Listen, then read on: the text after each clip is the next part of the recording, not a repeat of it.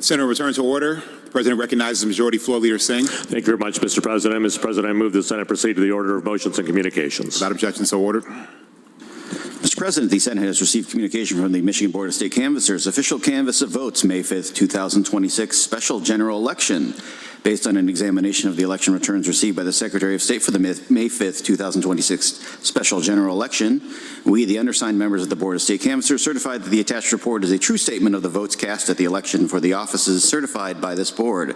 We further certified that Chedrick Green was duly elected for the office of State Senator, 35th District. Refer to the Secretary for the record.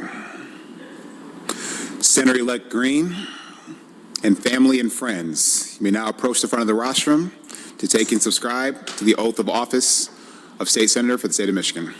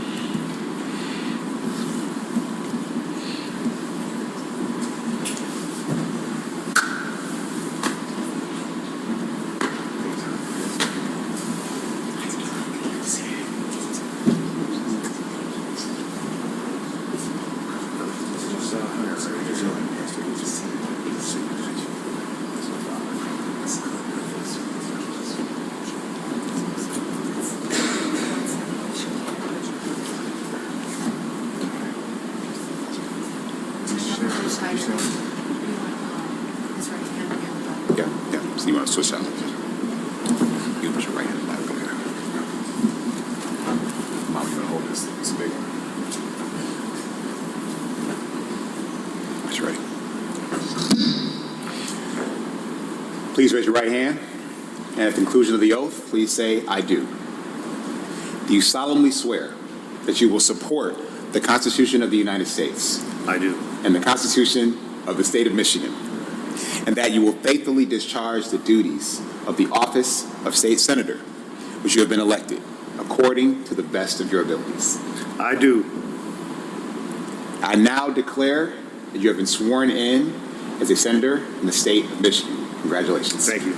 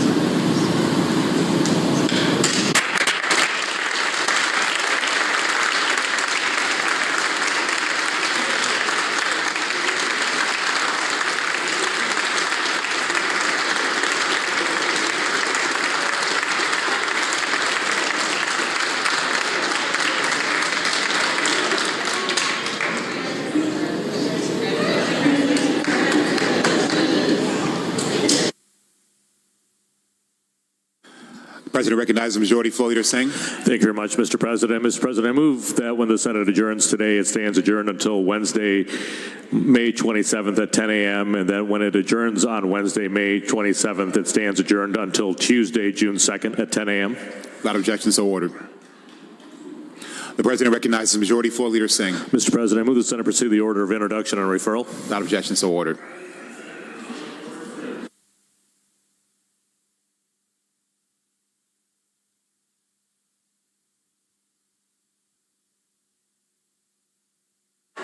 Mr. President, Senator Lindsay offers Senate Bill 997, a bill to amend General Sales Tax Act. First reading of Senate Bill 997. Senate Bill 997, a bill to amend General Sales Tax Act. Second reading of Senate Bill 997, referred to the Committee on Finance, Insurance, and Consumer Protection. Senator Lindsay offers Senate Bill 998, a bill to amend Use Tax Act. First reading of Senate Bill 998. Senate Bill 998, a bill to amend Use Tax Act. Second reading of Senate Bill 998, referred to the Committee on Finance, Insurance, and Consumer Protection. Senator Singh offers Senate Bill 999, a bill to amend Revised Judicature Act of 1961. First reading of Senate Bill 999. Senate Bill 999, a bill to amend Revised Judicature Act of 1961. Second reading of Senate Bill 999, referred to the Committee on Local Government. Senator Bayer offers Senate Bill 1000, a bill to amend the Social Welfare Act. First reading of Senate Bill 1000. Senate Bill 1000, a bill to amend the Social Welfare Act. Second reading of Senate Bill 1000, referred to the Committee on Housing and Human Services. Senator DeMoose offers Senate Bill 1001, a bill to amend the Social Welfare Act. First reading of Senate Bill 1001. Senate Bill 1001, a bill to amend the Social Welfare Act. Second reading of Senate Bill 1001, referred to the Committee on Housing and Human Services. Senator Schenck offers Senate Bill 1002, a bill to amend an act to authorize the board of a school district to award high school diplomas to World War II veterans and Korean conflict veterans under certain circumstances. First reading of Senate Bill 1002. Senate Bill 1002, a bill to amend an act to authorize the board of a school district to award high school diplomas to World War II veterans and Korean conflict veterans under certain circumstances. Second reading of Senate Bill 1002, referred to the Committee on Education. Senator Schenck offers Senate Bill 1003, a bill to amend Natural Resources and Environmental Protection Act. First reading of Senate Bill 1003. Senate Bill 1003, a bill to amend Natural Resources and Environmental Protection Act. Second reading of Senate Bill 1003, referred to the Committee on Natural Resources and Agriculture. Senator McBroom offers Senate Bill 1004, a bill to amend Agricultural Marketing and Bargaining Act. First reading of Senate Bill 1004. Senate Bill 1004, a bill to amend Agricultural Marketing and Bargaining Act. Second reading of Senate Bill 1004, referred to the Committee on Natural Resources and Agriculture. Senator Voino offers Senate Bill 1005, a bill to amend Michigan Vehicle Code. First reading of Senate Bill 1005. Senate Bill 1005, a bill to amend Michigan Vehicle Code. Second reading of Senate Bill 1005, referred to the Committee on Transportation and Infrastructure. Senator Weber offers Senate Bill 1006, a bill to amend Natural Resources and Environmental Protection Act. First reading of Senate Bill 1006. Senate Bill 1006, a bill to amend Natural Resources and Environmental Protection Act. Second reading of Senate Bill 1006, referred to the Committee on Transportation and Infrastructure. Senator Bayer offers Senate Bill 1007, a bill to amend Mental Health Code. First reading of Senate Bill 1007. Senate Bill 1007, bill to amend Mental Health Code. Second reading of Senate Bill 1007, referred to the Committee on Housing and Human Services. Senator Chang offers Senate Bill 1008, a bill to amend Estates and Protected Individuals Code. First reading of Senate Bill 1008. Senate Bill 1008, a bill to amend Estates and Protected Individuals Code. Second reading of Senate Bill 1008, referred to the Committee on Housing and Human Services. Senator Anthony offers Senate Bill 1009, a bill to amend Michigan Strategic Fund Act. First reading of Senate Bill 1009. Senate Bill 1009, a bill to amend Michigan Strategic Fund Act. Second reading of Senate Bill 1009, referred to the Committee on Appropriations. Senator Anthony offers Senate Bill 1010, a bill to amend Michigan Strategic Fund Act. First reading of Senate Bill 1010. Senate Bill 1010, a bill to amend Michigan Strategic Fund Act. Second reading of Senate Bill 1010, referred to the Committee on Appropriations. Senator Hertel offers Senate Bill 1011, a bill to amend the Insurance Code of 1956. First reading of Senate Bill 1011. Senate Bill 1011, a bill to amend the Insurance Code of 1956. Second reading of Senate Bill 1011, referred to the Committee on Health Policy. Mr. President, that completes all eligible items under introduction and referral of bills. The President recognizes Majority Floor Leader Singh. Mr. President, I move the Senate proceed to the order of statements. Without objection, so ordered. The President recognizes Majority Floor Leader Singh. Mr. President, I move the Senate do now adjourn. Without objection, the Senate will now adjourn.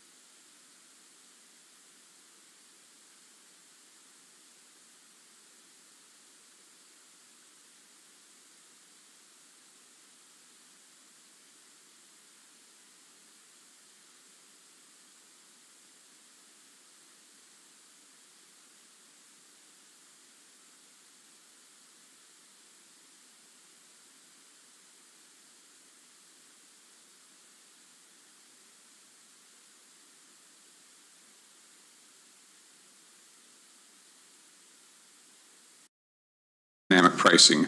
I'll just bring an example a bit. As a farmer of Victory Farms, we grow pumpkins. And on October 31, we might have some dynamic pricing for selling pumpkins on October 31, because come November 1, there's a less demand per se on that there. So, but in using that example, it's probably not a very good example, and I think there's some caveats for perishable goods too in the bill if I read through it. I would say there's opportunity at times for the consumer. Dynamic pricing also might provide a benefit to it. It's under certain marketing. So I take the concept of the marketplace. So it seems to be we're hearing one in the spectrum, but you might not be able to answer that there, or if there's anyone else having testimony, is there some aspect that when dynamic pricing could be a benefit to the consumer or any of these groups that we're discussing? I think the bill Madam Chair. Oh, was that for me? That was kind of a statement, but kind of a question. So the question would be, is there another part of the equation where it can benefit the consumer?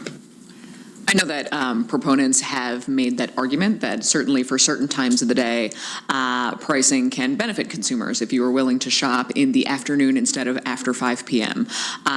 But in the course of action, it really restricts, as our guest testified, people who are lower income, people who work multiple jobs, people who maybe can't get to the grocery store in the middle of the afternoon because they have to work until the evening. So if the price of milk goes up after 5 p.m. or 8 p.m., it's disproportionately impacting people who don't have the flexibility to be able to shop at different times. And for the legislation that I've introduced, there's just such a lack of transparency on how much data about ourselves, what we search for, the age of our kids, our emotional state is something that is sometimes used against us to try to gouge higher prices out of us. So really getting to how this data is used and doing so in a way that is transparent, so you don't have, the JetBlue example, they pretty much gave it away. That said, if you want to find the flat pricing, you need to use incognito mode. You need to clear your cache to eliminate the website from having access to your personal information.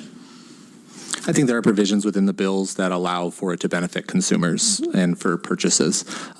We know that we have examples of people that are going to the library to make purchases online, to buy groceries online because they aren't charged the same amount. And I do think the bills have that space in there for it to benefit the consumer. Do we have any other questions from committee members? Senator Lindsay. It's sort of a follow-up on that one, just to take it a step further. But this would still, it's not just one directional the way this is being regulated. If, I know this sounds like a fantastical idea, but if somebody out there wanted to adjust prices based on individual data that indicated that person wasn't in as good of a position to pay, and so they wanted to intentionally give particular price breaks, they wouldn't necessarily be able to do that. I think the industry would have to show that example happening, and we would welcome if that was happening to help people and help prices and to give people a break, as that we all can understand is happening in the economy right now. I think we have infinitely more examples of it harming consumers, but welcome to lower prices. But the bill doesn't contemplate that, just because, like you're saying, what the information is based on is that's not what we see happening. So it's meant to regulate one direction. Yeah, it's introduced legislation based on the predominant use case of this data, which unfortunately is not to charge us less, it is to charge us more. But again, always open to a conversation to make sure this is done fairly, and would love to encourage companies to charge people less. That would be great. Maybe one more. What if in order for a company that wanted to focus its own mission, this is their choice how they want to operate, they decide that they want to focus on being a really good corporate citizen and helping people in need, and therefore they both use algorithmic pricing to get higher prices out of people that they think can afford it, and then they pass that margin on to people that are less capable of affording it. That would be in both directions. This is a type of model that I don't think people, this is a pretty early stage for how some of this stuff is happening, but would that be, something that you wouldn't want to see? Yeah, if you can find an example of that, I would love to take a look at it as we consider the legislation. Senator Kavanaugh. Might be to the bill sponsor, but also just wondering if this doesn't hinder companies from collecting aggregate data and then providing discounts, for example, DTE of like when it is good to have a pricing, an easier pricing just based on all of the customers and what might be beneficial, or even the baby diaper situation. It just doesn't have to attack the individual data and what they are doing, but it can offer maybe aggregate. I don't know if this bill would keep that from happening. Yes, it would if it's an aggregate. Great. Do we have any other questions from committee members? Okay, seeing none, thank you very much. All right, joining us next via Zoom is Jabari Cooper from the Chamber of Progress. Jabari, are you with us? Yes, I am here. Can you hear me? Yes, I can. All right, welcome to committee virtually, and you may begin your testimony. Thank you. Greetings, Chair McMorrow, Vice Chair Kavanaugh, and members of the committee. My name is Jabari Cooper, Director of State and Local Government Affairs for the Chamber of Progress, a tech industry association supporting public policies to build a more inclusive society in which all people benefit from technological advances. I'm here today to respectfully oppose Senate Bill 991. We appreciate that this bill takes a more tailored approach than the broad surveillance pricing bans moving in other states, but even so, it remains drafted too broadly and too ambiguously to protect the everyday discounts that Michigan families rely on. Michigan families are understandably frustrated by the rising cost of living. It is the top issue facing households across the state, and we share the goal of making sure consumers get a fair deal. But Senate Bill 991 risks backfiring on the very families it aims to help. By restricting the app-based deals and digital discounts that families use to stretch their budgets and that businesses use to compete. We agree with the principle behind this bill. No one, and absolutely no one, should be charged for a higher price simply because of the phone they carry or the neighborhood they live in. The problem is that Senate Bill 991 does not stop at price increases. It restricts a business from using device hardware, the software on a device, or a location data, wherever those signals factor into a price, even when they are used to give a consumer a better deal. And in practice, a better deal is overwhelming what this data is used for. A restaurant offers a dollar menu pricing or a discounted first order only through its app. A local shop sends a discount to nearby customers to bring in foot traffic. A streaming service tailors its price to local market conditions. These are not hidden practices. Consumers seek them out, and businesses rely on them to compete and earn customer loyalty. Take app-based pricing. An app is software. When a retailer shows app users a lower price, that price depends on whether the app is on the device, so it falls squarely within Senate Bill 991 software prohibition. The bill does gesture at protecting these deals, but not reliably. Its definition of dynamic pricing includes carve-out for pricing offers and temporary discounts, and this is very critical, but it never defines those terms or clarifies whether they also apply to the bill's separate definition of personalized algorithmic pricing. To be clear, we agree that businesses should not use personal data to charge people more, but that is fundamentally different from the routine use of technology to deliver discounts, rewards, and savings that consumers actively participate in. Senate Bill 991's central flaw is that it treats those two different things the same. We believe a more targeted approach, one that clearly distinguishes between price increases and price decreases, would better preserve the everyday coupons and discounts consumers rely on. Until that line is drawn, Senate Bill 991 risks undermining the discounts, deals, and promotions that businesses rely on to compete and consumers rely on to save. We would welcome the opportunity to serve as a resource on this committee as they consider a more narrow and targeted approach. And thank you for your time and consideration. Thank you. Thank you, Jabari, for your testimony. I hear the argument that this legislation, in your words, would prohibit deals being offered to people. But can you provide an example where, let's say, a restaurant within a certain zip code can't offer that deal in and of their own already? And do you have comprehensive data that shows what percentage of this usage is to provide deals versus to raise prices?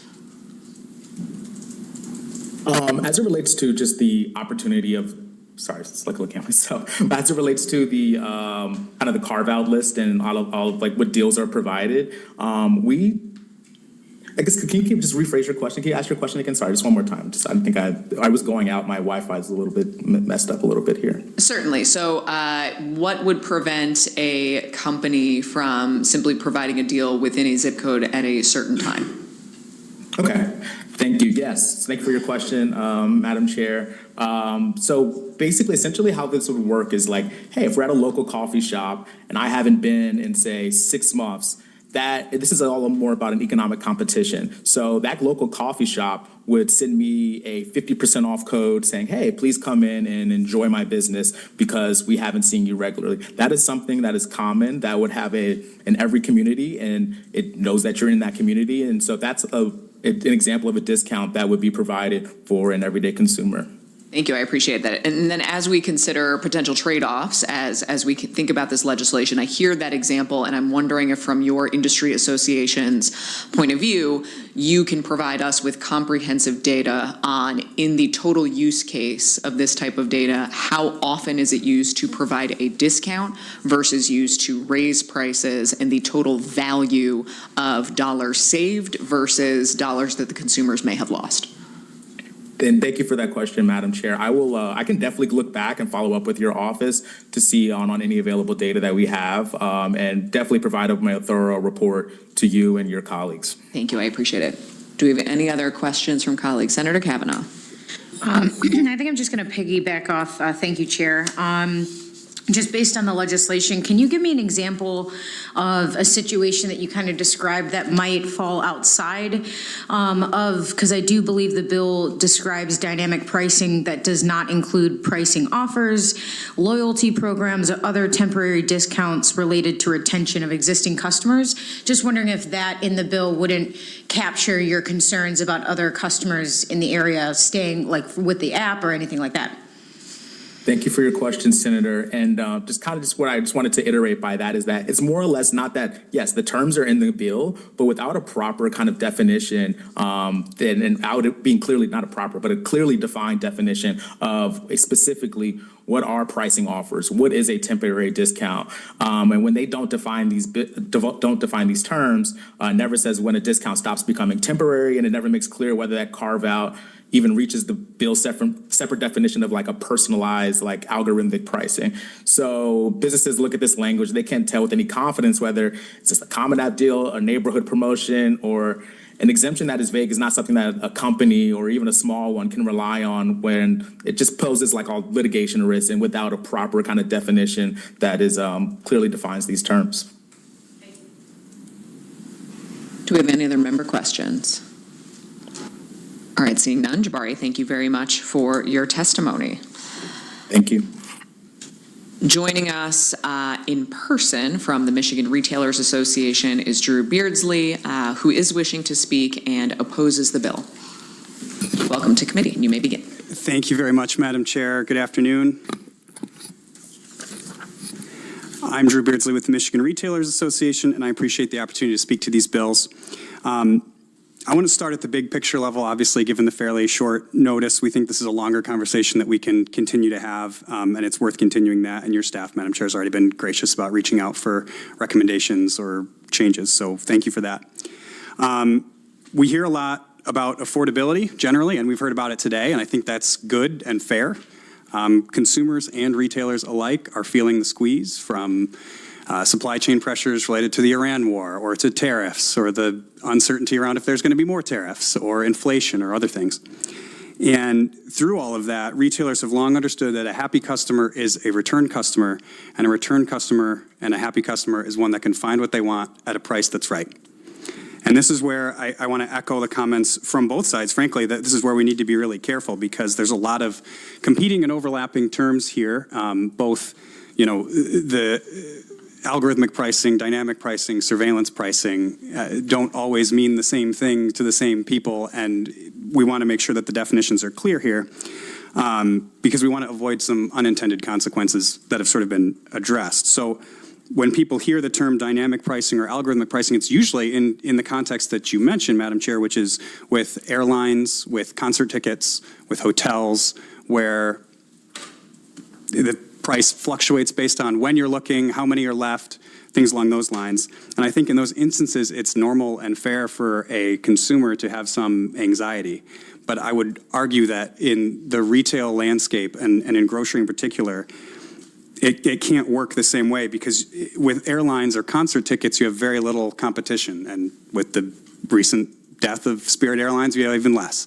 And so there's only so many flights to Las Vegas. Taylor Swift's only in town for one night. You're stuck paying what you're stuck paying. But with retail, it's vastly more competitive. I think about where I live. I'm lucky to have 3 different, grocery stores within a couple of miles of my house, and a 4th one's being built. And so if I don't like the price at one of those, I can easily go to a competitor and see what they're offering. Or I can look on my phone and see what they're offering, and maybe that item beats me home, And so in a competitive, transparent environment, no retailer can afford unfair or opaque pricing. And again, if we want return customers, we can't afford to scare them off to our competitors. So I recognize the desire to address the issue of affordability. We want to be part of that conversation, but I do think that these bills, as currently drafted, risk some unintended consequences when it comes to the discounts that are available to be offered. So with that, I thank you. Thank you very much for your testimony, and thank you for the acknowledgement that I know that we pulled this hearing together with some urgency, given the affordability crisis, and we have reached out in advance with the legislation and look forward to the ongoing conversation alongside Senator Cherry. I know we have a couple of member questions. First, Senator Geis. Thank you, Madam Chair. Thank you for mentioning the fact that consumer choice is something that many of us can take advantage of. However, there are people in our state, some of our colleagues, also represent areas where that choice is not as plentiful as it is in Southeast Michigan, where many of us over here are. I could swing a bag of rocks and hit a couple of grocery stores. Not literally, guys. So and there's a farmer's market, and there's I have many choices, but for folks who are up north or further west or aren't in as densely populated areas, even if they are up north or on the west side of the state, don't have, or the UP. I'm not going to let our colleague from the 38th yell at me later. They don't have that same choice. So how do we also make sure that the residents who are in those areas don't end up being Taylor Swifted or JetBlued out of good prices? Yeah, I appreciate that, Senator. Taylor Swift tickets, not hers personally. Yeah. No, I appreciate that. And I think part of that comes to that we want to protect the ability for those retailers as well to be able to offer the kinds of discounts that we're talking about in this scenario. And there are some real factors that go into what the price of something is in one area versus another. I visited my brother who lives in Brooklyn, and the box of cereal that I would buy for like $3 is $9 or $10 for him, because there are costs associated with, that cereal that's from Battle Creek, Michigan, arriving at his grocery store in Brooklyn. And so I think it is not inherently wrong for prices to be different based on location, but I think we need to be careful that we want to protect the ability of all those retailers to provide those kinds of discounts, whether it's, some of the definitions in the bill as far as what has been exempted don't include things like shipping costs or taxes based on a consumer's physical location. And so when you think about the location access needs, I want to make sure that that is something that is protected as a discount that can be offered as well. Thank you very much. Next, we have Senator Polhanke. Thank you, Madam Chair. It's not surprising to me that this year alone, at least 24 states are passing bills to regulate personalized algorithmic pricing. My question to you is, would you support a requirement to disclose to consumers when they're being charged a higher price than others for the same good? Well, I think being charged a higher price is a relative term. If there are 2 people buying the same good and I offer one a discount, that's not the same as saying I increased the price on the second person. So I think that there's a difference between the differential in prices can be a result of discounts and not a personalized price increase. That's fancy talk. Okay. Thanks. Thank you very much. Next, we have Senator Moss. Thank you, Madam Chair. So I've been hearing this conversation that as obviously the intent is to go after bad actors who are using algorithmic pricing for the purpose of gouging people, for increasing costs. And I've heard this conversation, well, what about the inverse effect? Using algorithmic pricing for the purpose of giving people discounts, giving people, savings. We have a price gouging law, which, we've been working on strengthening. Nobody goes to the Attorney General and says, look at how low they charged me for this, investigate. But we do go to the Attorney General to say, look at how high they charged me. Would you be in favor of then banning algorithmic pricing with the caveat that it gouges people, that it is a burden on the customer, that maybe we do protect people from discounts and savings, but when they use it for the purpose of gouging, I think is the heart and the intent of this legislation. So if we were able to strike a balance that says, can still offer the discounts, but we're going after the gouging, is that a place where you can land? Yeah, I'm much more sympathetic to that argument in terms of price increases versus price decreases. And I think that to the example that was mentioned before about a gallon of milk that costs more after 5 p.m. because that's when you're on your way home from work, I would ask if we can find somebody doing that. I would love to see that, because that is not that would already be illegal under Michigan's item pricing law. So if somebody's walking through the store at 4:45 and they pick up a gallon of milk, and then I say, well, here comes 5 o'clock, I'm going to catch some people on their way home, and I increase the price, and that person that had that gallon of milk in their cart goes to the checkout, and now that price is different than what it was on the shelf, that's already illegal today. And so I would say that this is sort of echoes along those lines of I want to make sure that we are enforcing the law that we have right now as well. Yeah, I think the sad reality is that we're competing with technology that is far outpacing the laws in our state. And, we've seen examples of this, and we're trying to nip it in the bud specifically here in Michigan before it does get out of control. I am, my colleagues know this, I'm kind of in a tinfoil hat caucus where I don't want to give my personal data to be used to be weaponized against me to any company, any government, anything.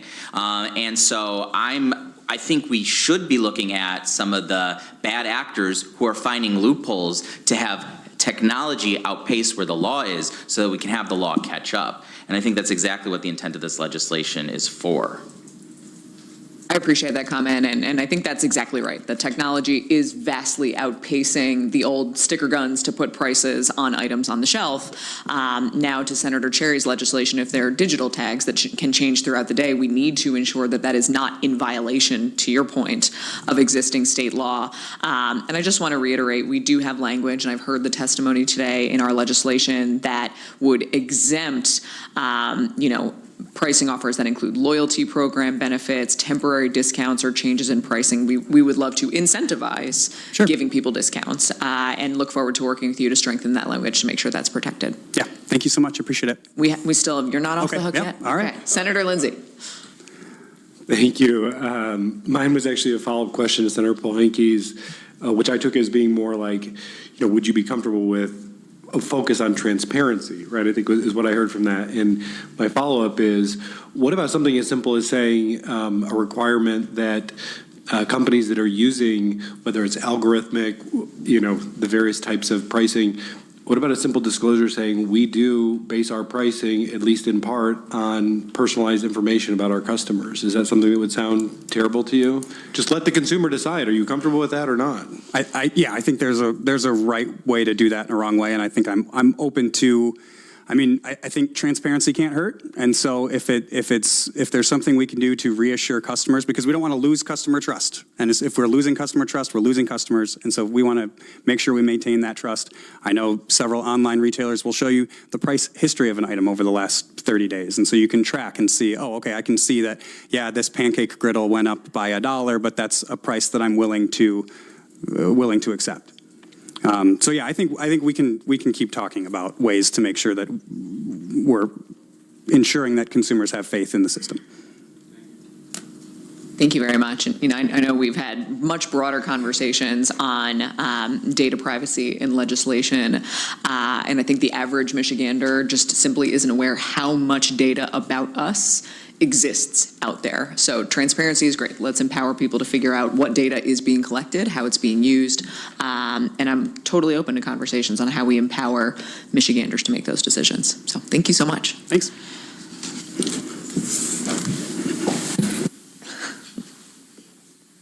All right, we have a number of cards to be read in. Ninia Linero from TechNet, not wishing to speak, opposes the bill and submitted testimony. Rachel Carl with Walmart, not wishing to speak, opposes the bill. Randy Gross with the Michigan Chamber, not wishing to speak, opposes the bills. Brian Schoaf with the Detroit Regional Chamber, not wishing to speak, opposes the bills. Maureen Watson-Bolger with DoorDash, not wishing to speak, opposes the bills. Tim Langholz with NFIB, not wishing to speak, opposes the bills. Reynolds Olaney, Manager Global Government Affairs, Airlines for America, not wishing to speak, opposes the bill. Sarah Gonzalez, Delta Airlines, not wishing to speak, opposes the bill. And these were testimony only, so I look forward to working with these bills as we move forward.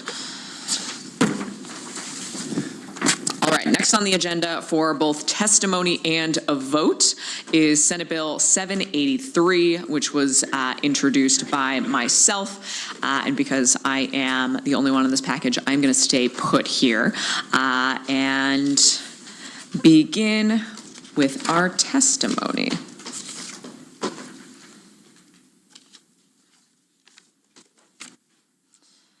All right, Senate Bill 783. The idea behind this legislation is simple.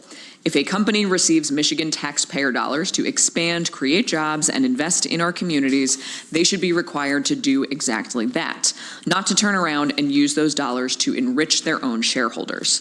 Since 2019, Michigan has offered nearly $2.5 billion in economic incentives to companies to build facilities and bring good jobs to our state. At the same time, according to reporting by the Wall Street Journal, American companies hit an all-time record in stock buybacks last year. Stock buybacks reduce the number of shares in circulation, drive up stock prices, and ultimately funnel wealth to shareholders and executives, not to workers, not to communities, and not to the Michigan families that these investments are meant to serve. Here are some examples of this practice happening right now throughout our state. General Motors pursued $6 billion in stock buybacks at the same time they laid off over 1,000 workers at Factory Zero in Detroit. Flagstar Bank laid off 424 employees in Troy and opened a stock buyback window just 4 months later. Compass Group Ascension Borges laid off nearly 250 Michigan workers in 2025 while allowing stock buybacks throughout the entire year. TerraSend Corp laid off 236 of its Michigan employees and launched a new buyback program authorized to repurchase up to 10 million shares that same year. IAC Group laid off 246 Michigan workers in December 2025 while simultaneously pursuing buybacks of up to 10 million shares. Dana Inc. closed its Auburn Hills plant, laid off over 200 Michigan workers, and repurchased more than 25% of its total shares, over $500 million at the same time. Stock buybacks don't create jobs. They don't build facilities. They don't invest in R&D or wages. They boost stock prices in the short term and reward executives and investors, while the workers those subsidies were meant to help are shown the door. Senate Bill 783 closes this loophole. It simply says that if a company wants Michigan taxpayer dollars, that they must use those dollars for their intended purpose, growing their business and creating good jobs here. The moment they choose buybacks over workers, those subsidies should stop. This is a matter of basic accountability. Michigan taxpayers deserve to know that their dollars are going where they were promised and not to shareholders. Thank you, and we've got a number of people here to testify, but are there any questions before we bring forward our testifiers? Okay, seeing none, I would like to welcome Lisa August-Schmidt, Assistant Director of the UAW Research Department, and John Kraus, UAW Local 2093, who is also a worker at American Axle.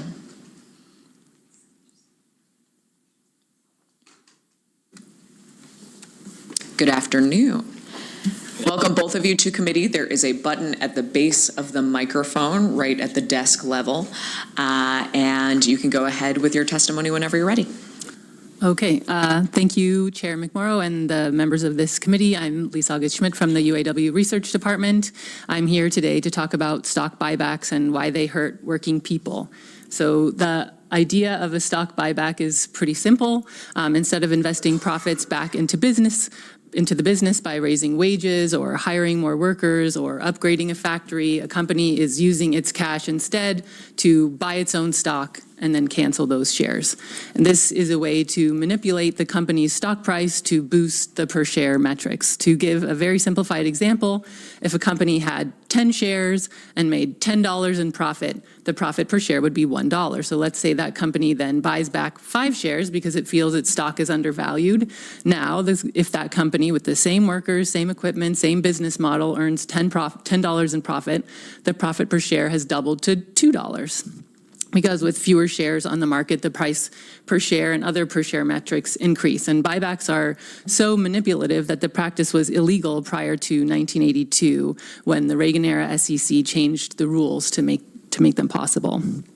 And the amount of money that companies are spending on buybacks has increased significantly in the past 25 years. And just last year, companies in the S&P 500 index, which includes major Michigan employers like GM, Ford, Walmart, Amazon, and DTE Energy, collectively paid shareholders about $1 trillion to buy back their shares.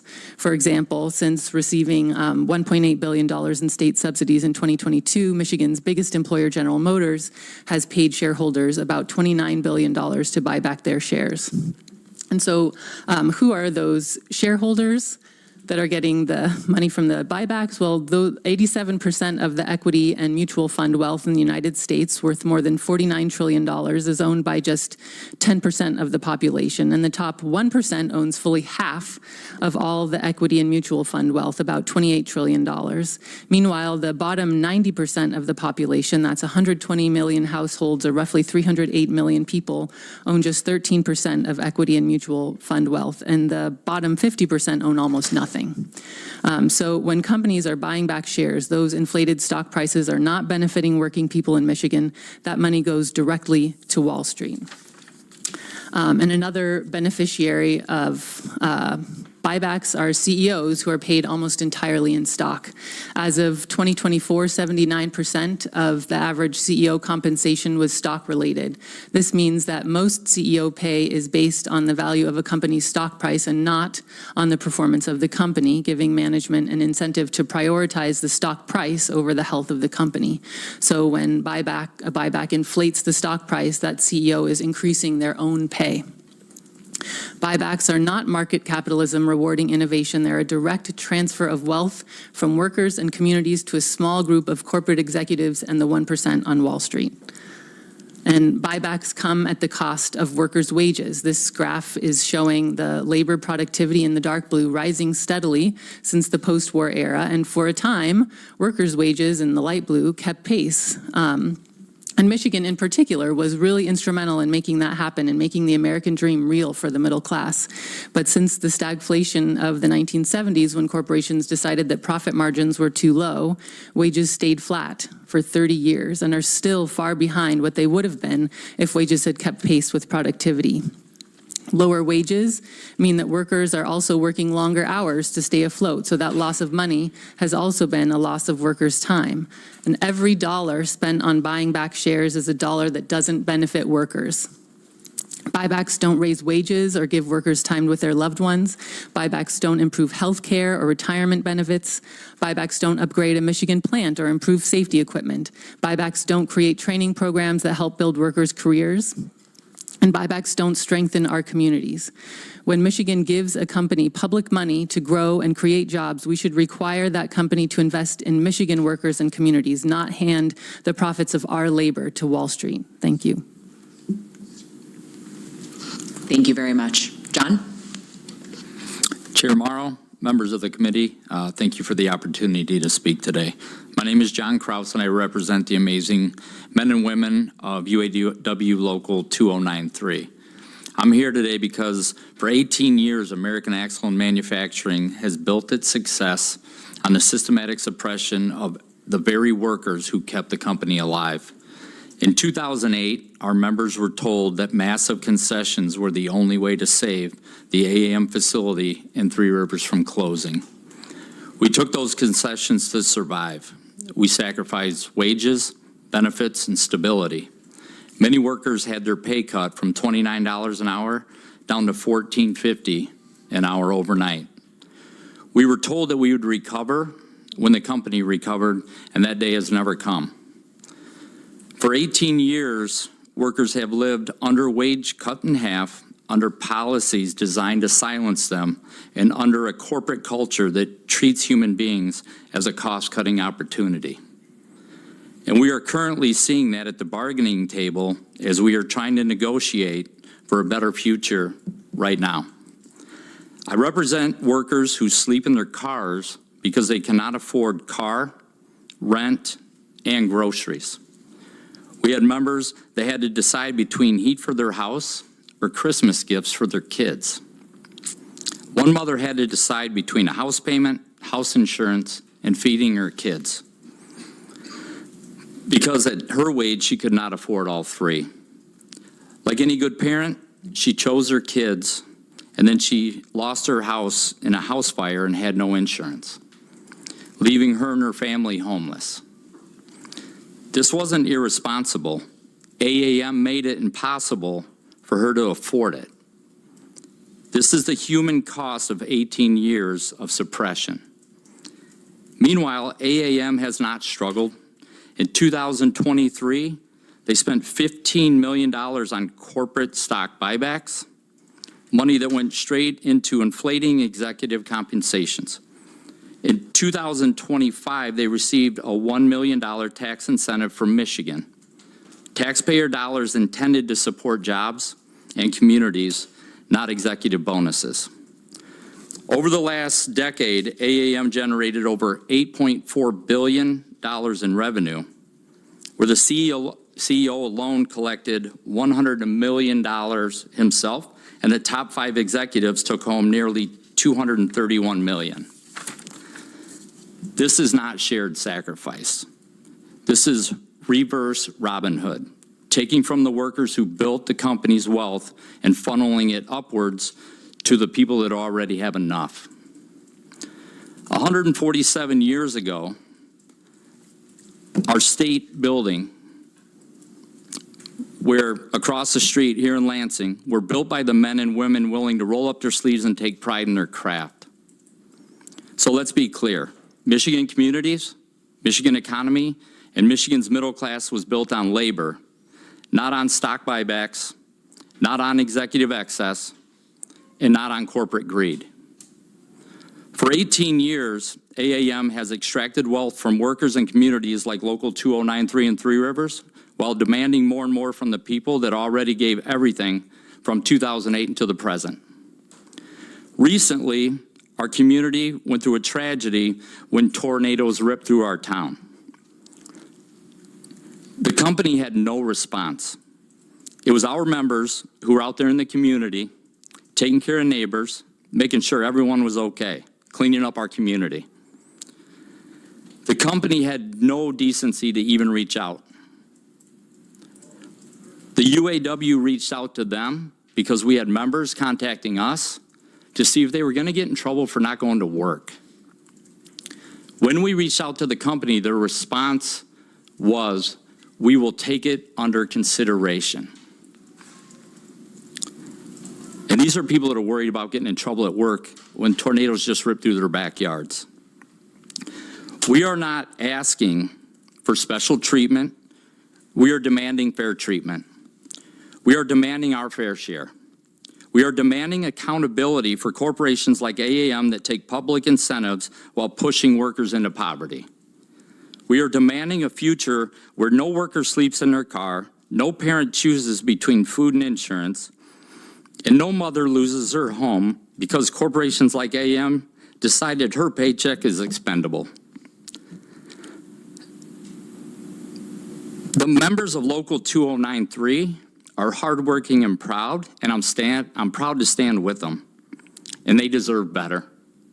Just like every other laborer in this state and across the country, they deserve to be proud to work with their hands and not be run into the ground. So on behalf of the UAW and Local 2093, I ask this committee to stand with the people who build the products and not the people who profit in their silence. Thank you for your time, and I'm ready for any questions. Thank you, John. It was really emotional testimony, and I appreciate it.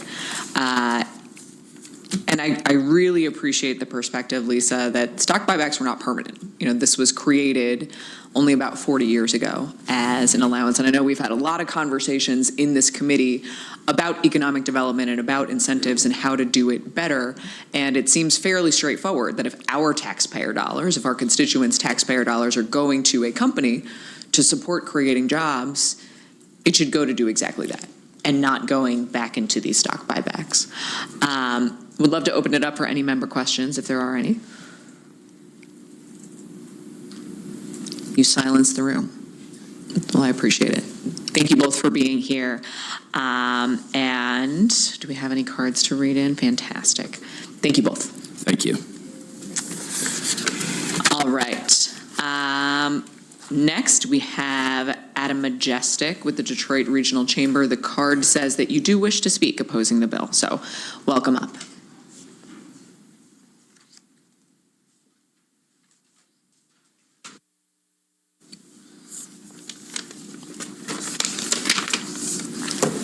All right. Thank you, Chair. Thank you, Committee, for having me today. I'm Adam Majestic from the Detroit Regional Chamber, Director of Public Policy and Business Advocacy for the largest chamber in the state of Michigan here. Speaking today to voice our strong opposition to Senate Bill 783. While we respect the committee's desire to ensure taxpayer dollars are used effectively, this legislation fundamentally mischaracterizes corporate finance and threatens our state's economic momentum. First, I want to correct the narrative that stock buybacks solely enrich the company or the Wall Street elites. The first question asked is, who actually owns stock? So a significant portion of the market is held by 401ks, pension funds, retirement savings of everyday Michiganders. A Gallup poll shows that 62% of Americans own some sort of stock investment. Furthermore, many of our state's foundational legacy manufacturing companies provide stock benefits and profit sharing directly to their unionized workforce. So why did I say that? Because when a company utilizes stock buyback, it reduces outstanding shares and increases the value of the remaining ones. This means the retirement savings of our teachers, our first responders, and our union workers grow stronger. Broadly penalizing this practice hurts Michigan families. Second, this bill ignores the hyper-competitive reality of the national economic development environment. If we force global companies to choose between standard capital allocation strategies or expanding Michigan, they're going to just take their jobs elsewhere. This bill creates a poison pill for economic development. Adding these additional hoops that Michigan already has for development, we make it that much harder for Michigan to compete. At the end of the day, Michigan is one of 50 states that is attempting to lure American investments. We strongly advise this committee to vote no on Senate Bill 783. Thank you. Thank you so much for being here and for your testimony. I will start with a question, then I know one of my colleagues has a question as well. Paul Henke has a question. We've had a lot of conversations over the last number of years, particularly on the SOAR Fund. The SOAR Fund allocated billions of dollars towards incentives and tax breaks, and comprehensive reporting by Bridge Michigan shows that it has effectively created 0 jobs since the outset of that program. Do you think that that is good for Michigan families? Well, with the SOAR fund expiring, now is the best time to look for the newest economic development toolkit that we can have in the state of Michigan. SOAR was a part of that toolkit, and we look forward to the next step in the chapter of how we can develop economic development incentives here in the state of Michigan, including the payroll tax credits that have been proposed in both chambers. Thank you. Senator Paul Henke. Thank you, Madam Chair. This bill would prohibit any publicly traded company from undertaking stock buybacks while receiving any economic incentive in Michigan. So the taxpayers would give you an economic incentive that you ask for, and in return, ask that you don't boost stock prices. And I know you said, it benefits anyone who owns stock. Most people who are struggling right now don't own stock. I don't know if they even have 401ks or $400 left in a savings account for an emergency.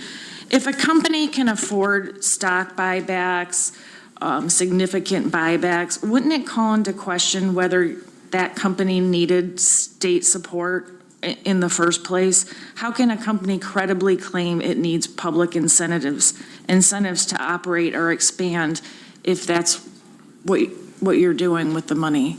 And that's a great question and a great conversation to have.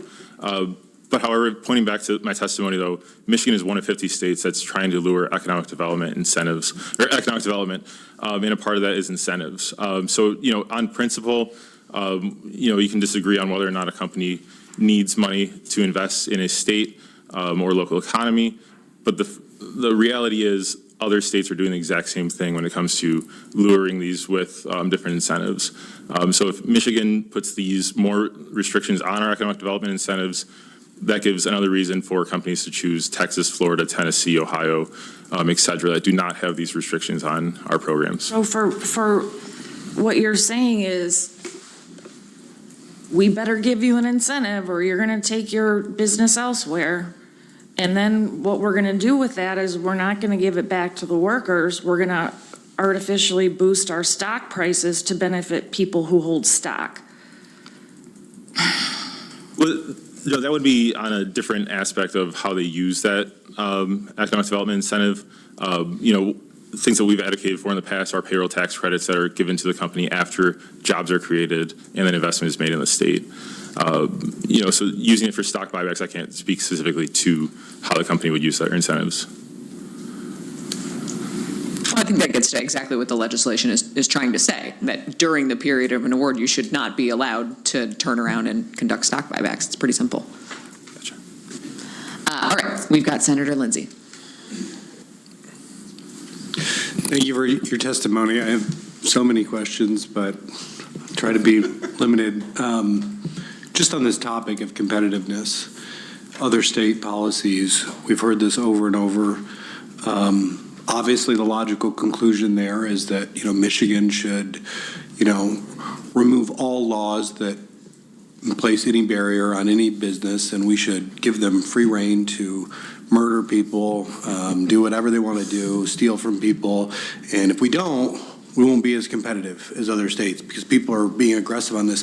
Is there any chance that maybe in this race to the bottom to make, to hollow out our states and take the people's resources and put them into corporate welfare, is there any chance that maybe if states like Michigan adopt policies like this, that it might start signaling to other states that you shouldn't take the people's dollars and send them to companies while they're not actually investing in building the workforce? Like maybe there's an opportunity for leadership here and we could build a better future. What do you think about that?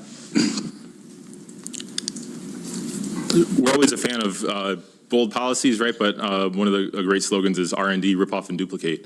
I'm not really sure Michigan's at a spot right now in our economy where we can take risks like that could have broad implications moving forward. There's no other state that has a sort of penalty on stock buybacks for corporations. New York has introduced almost identical legislation to this one, but outside of that, there's no precedent for this. And the risks that are associated with doing something first far outweigh any sort of benefit I could see. Yeah, I think we're at a place in our state where we need to start to think about how we do things differently. I mean, our median household income has plummeted after decades of hearing the same argument that we have to compete with every other state and have to offer incentives or we're going to lose. Mm-hmm. For most working families, they don't feel the benefit of doing the same thing and expecting different results. Senator Geis. Thank you, Madam Chair. Thank you for your testimony. You mentioned that a lot of these stocks are held by 401ks and that it's the people who work in these companies who have those 401ks. However, of the entire stock market, only 16% of the stock market is in 401ks. Mm-hmm. Not everyone has a 401k. Hourly workers, for part-time workers, for example, unless you're a company, unless the company that a person works for, and they meet whatever thresholds there are to receive those benefits, those retirement plans, they're not even kind of, sort of, maybe in the stock market. And unlike individual portfolios of asset management. 401k plans, there's very little, it's because it's basically, it's like investing in a mutual fund. There's very little, it's a diversified portfolio, and there's very little like direct engagement with those assets that the individual who has the 401k or whatever their retirement plan might be has. So it's a fallacy to say that these stock buybacks are helping the people with 401ks and other market invested retirement plans. And there are even fewer people with pensions because companies went away from those defined contributions basically for life after you retire in favor of forcing people into 401k plans. So I just need to set, and not this particular legislature, but prior legislatures, some of us were in those legislatures and watched that happen. And so just want to correct you for the record and give you some history there and some accuracy on what actual percentage of the stock market people with 401ks may or may not have. Thank you very much. Senator Victory. Oh, thank you very much. I'm going into some dangerous area here because I'm going to ask a question that I don't have the answer to. So that's, yes. But with that there, under our analysis, key definition, economic incentive. So we have a number of different programs in the state of Michigan, such as Going Pro, a lot of employee training programs, and that's always, I always call that's a part of our basket of economic incentives, which I'm a firm believer in, I think, instead of the cash handouts. But under this legislation, would that touch this provision under these companies? Do you have any insight on that? I would have to defer to the chair in the LSB. Okay. And if if somebody could get back to me with that information, so of that, because also do you have this legislation is going on stock buybacks, but there's also provisions of Wall Street, they do dividends.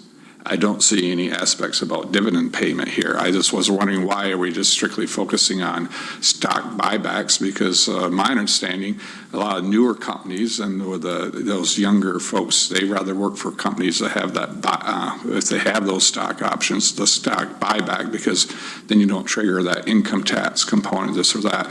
And I just wondering why we're just picking on one tool over the other in this legislation. So if there's, you probably don't have any insight at this point in time too, or so. Yeah, happy to entertain that conversation and really appreciate the thought. I just very quickly, looking back on since 2019, Michigan has offered almost $2.5 billion in economic incentives. That breaks down to almost $500 per taxpayer in Michigan. And I'm just wondering how you make the argument to somebody who earns $30,000 a year that you've taken $500 of their money, that a company should have the right to buy back their stocks with that money. Right. So going back to the testimony, though, this is a part of our toolbox that we're going to be taking the tool out of entirely. When corporations are looking at different places to invest, this will check one more box of saying Michigan is not the place we want to invest. Okay, Senator Kavanaugh, and then Senator Moss. Thank you. I do appreciate even this conversation, just as budget chair of LEO, Labor of Economic Opportunity, Michigan Economic Development Corporation. We've been talking about this a lot, how we can bring businesses and corporations and keep people here. And we've been seeing all types of incentives as toolbox and things that we can use. But we've also seen that this particular one comes on the backs or before workers. And so although it might show Michigan is, not able to use this tool, we also from what I heard of my colleague, is it could also be an opportunity to show that we are putting workers first, and we're putting other things that we've seen corporations and people talk about why to come to Michigan, because it wasn't the incentive, it was the education, it was the workers, it was the people staying, so when they do come, that they can fulfill that. So I just want to know that as we talk about other things like Going Pro, Reconnect, Registered Apprenticeship Program, kind of increasing wages tenfold from the bottom up, why this might be an opportunity to keep this toolkit to sort of approach from the top down, that we aren't seeing an increase of wages or an increase of employment opportunities for our Michiganders, that this should stay in Michigan's toolbox. As far as what should say, Just curious why this should stay into Michigan's toolbox as we're seeing it over the years not incentivize but lose jobs. And just as in my district in Detroit, the average median income, not the lowest, the average median income is $20,000. And so we're not seeing wages increase as companies come, and we are seeing buybacks, and our tax dollars not come as a return on investment as some of these other programs. So I'm just asking you why you think that would be a good idea to continue to keep this in Michigan's toolbox if we're seeing not the sort of outcome we want to see that other programs are showing. sure. A major part of economic development planning is long-term goals and objectives. So companies plan on 10-year timelines typically, and they like to see that consistency. Things don't always work instantly, and so sometimes we need to just give a good old college try and keep going for a little bit. There are times to reconsider what we're doing, and as we've said, coming up here once November hits, and then the next year, it's a great time to start looking at the next step. But right now, with only so many months left in this current legislature, we don't want to rush the process of reconsidering our toolbox. I appreciate that, Chair, and I appreciate the question. We've been doing the college try since before I was born, so I think it might be time to readjust and put workers first here in Michigan, so thank you. Thank you.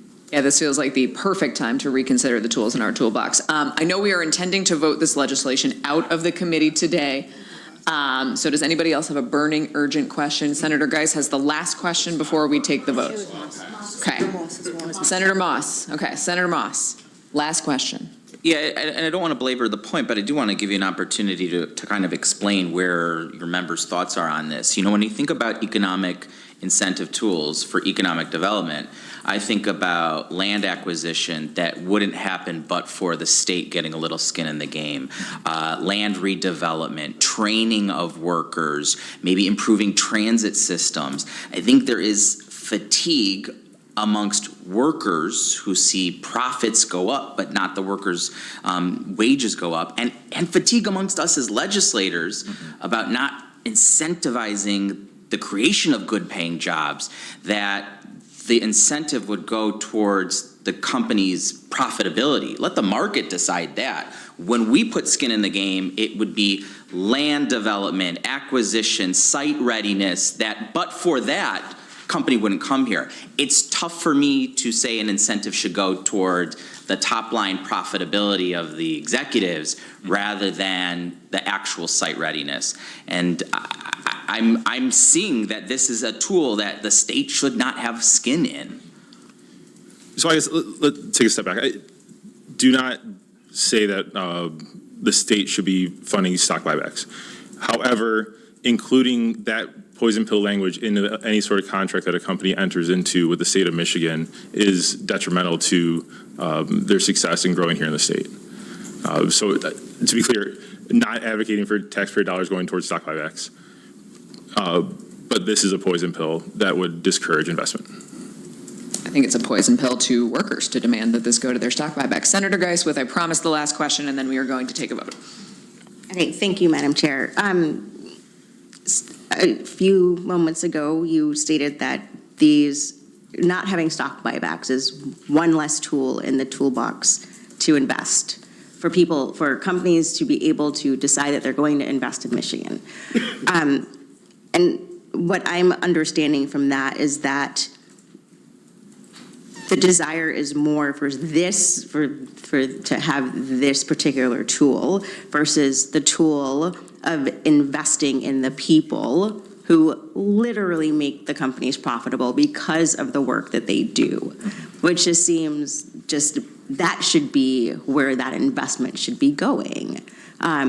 Because were it not for the people who are making the widgets or doing the things that are going to market to be sold, that the company wouldn't be profitable. So the thing that should be being, the top line thing that should be being invested, other than the examples that Senator Moss made, should be the people. And I think that's what this legislation does, is that it helps make sure that the investment is going into the actual things that make a company profitable, and not the handful of people who are benefiting from the company being profitable. Understood. I guess to wrap up and to somewhat respond to that, at the end of the day, a site selector has a list of states that they want to invest in. You'll have your highly profitable, ideal states located in that have best education, best workforce, best sites available. And then you'll have your middle grounds of, they'll work with us, but we have some different issues. And you'll even have a third column where we're not even going to consider. And our fear is that this is going to be one of the qualifications that puts Michigan into the third category, that this bill would put Michigan into the do not disturb list, so to speak. Thank you very much for your testimony. I'm going to have a closing statement, and then we'll take the vote. I promise I'm not belaboring this. I had an auto supplier CEO sit in my office a few years ago and looked me dead in the face and said, "We need these incentives because we don't have the talent." And all this legislation tries to say is that if we are asking taxpayers to put money into supporting these companies, we just ask that it comes back to solving that problem, so that we don't have a CEO asking for more incentives because we don't have the talent. Let's make sure that those dollars are required to be invested in the talent. That's all that this does. So with that, I would like to entertain a motion to report Senate Bill 783 to the floor with the recommendation that the bill pass. So moved by Senator Geis. Will the clerk please call the question? Chair McMorrow? Yes. Senator Kavanaugh? Yes. Senator Pulahanky? Yes. Senator Moss? Yes. Senator Geis? Yes. Senator Victory? No. Senator Lindsay? Yes. Senator Weber? Yes. Madam Chair, there are 6 yeas, 1 nay, and 1 pass. The bill is reported. Thank you very much. And seeing no absent members, thank you everybody for bearing with our schedule this afternoon. And there being no further business, the Senate Committee on Economic and Community Development is now adjourned. Thank you, Chair. Great job. Good luck with your testimony.